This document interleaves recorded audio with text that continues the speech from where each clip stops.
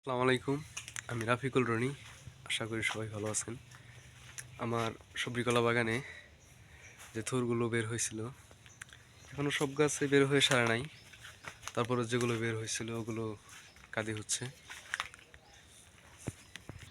একটা তো ভালোই, মোটামুটি ভালোই বড় হয়েছে। এমনিতে সবজি কলা কিন্তু অ্যাভারেজে 6 কান্দা কি 5 কান্দা এরকম থাকে। তারপরেও অনেক কাঁদি আছে যেগুলো তো মানে 7 কান্দা 8 কান্দা পর্যন্ত যায়। এগুলো বেশি হয় না, এগুলো মানে খুব কম থাকে।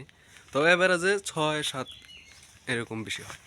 বন্ধুরা, এই যে একটা কাঁদি, এটা কিন্তু 6টা, 1টা 2টা 3টা 4টা 5টা 6টা এরকম থাকে এভারেজে। তারপরে অনেক 5 কান্দারও হয়, 5 কান্দারটা কম হয়।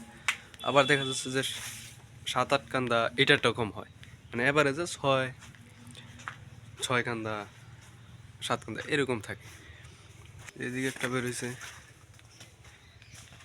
এটাও ভালোই মোটামুটি বড় হয়েছে, 7 কান্দার মতো। তো এগুলো যখন আরো বড় হবে তখন কিন্তু মানে দানাগুলো যখন হবে, স্পষ্ট হবে, তখন একদম বোঝা যাবে। বন্ধুরা, এই যে কাঁদিটা, এটাও কিন্তু 7 কান্দার মতো হবে, ভালোই বড় হয়েছে।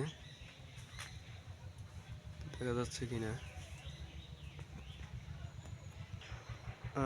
এটাও কিন্তু 1 কান্দা 2 কান্দা 2 কান্দা 3 কান্দা 4 কান্দা 5 কান্দা 6 কান্দা। বন্ধুরা, দেখাইতে পারতেছে কিনা, আরেকজন লোক থাকলে ভালো হইতো, আমারই নিজেরই ভিডিও করা লাগে। যাই হোক, এভারেজে কিন্তু যেটা বলতেছিলাম মানে 6 7 এরকম।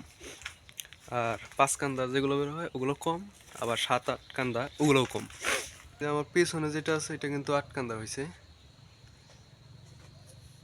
1টা 2টা 3টা 4টা 5টা 6টা 7টা 8টা 9 কান্দা, এটা কিন্তু 9 কান্দা হয়েছে। তো এগুলো কিন্তু মানে এত বেশি হয় না, কম থাকে। এখন খেতে নিয়মিত পানি দিতে হবে। নিয়মিত পানি দিলে দেখা যাচ্ছে যে ওই দানাগুলো তাড়াতাড়ি চলে আসবে। আবার পানি দেওয়ার পরে সার দিতে হবে। এখন দানা হওয়ার জন্য টিএসপি সার বা কালা সার, আমরা গ্রাম বাংলায় যেটা বলি, সারগুলো দিতে হবে। চুনগুলো কিন্তু এখন আছে ক্ষেতের প্রত্যেকটা গাছের গোড়ায়, এখনো চুনগুলো আছে। এবং এই চুনগুলো থাকার কারণে কিন্তু এমনিতে গাছে পোকামাকড় বা রোগ বালাই এগুলো অনেক কম হয়। তো বন্ধুরা, এখনো কিন্তু অনেক গাছ বাকি আছে। তো সবগুলাতে যখন একসাথে বের হবে, সবগুলো যখন বের হয়ে সারবে আর কি, তখন কিন্তু অন্যরকম ভালো লাগবে। আর সারা বছর কষ্ট করার পরে যখন মানে বাগানায় এসে কলাগুলো বা কলার গাদিগুলো দেখি, সত্যি কথা বলতে মানে এটা অন্যরকম একটা ভালো লাগা কাজ করে।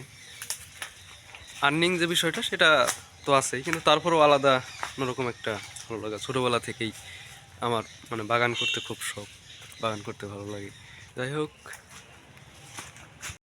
এখন খেতে নিয়মিত পানি দিয়ে গেলে, আর যে খেতে বাগানে যে প্রত্যেকটা গাছের গোড়ায় যে চারাগুলো উঠবে ওইগুলো কেটে দিতে হবে, নিয়মিতভাবে কেটে দিতে হবে। কারণ এখন একটা চারা বড় হয়ে গেলে দেখা যাচ্ছে কলার দানার যে রসটা বা কলা গাছের যে গ্রোথটা হবে বা কলার দানাগুলো হবে সেটা আর হবে না। তো বন্ধুরা, সবাই ভালো থাকবেন, আমার জন্য দোয়া করবেন। আসসালামু আলাইকুম।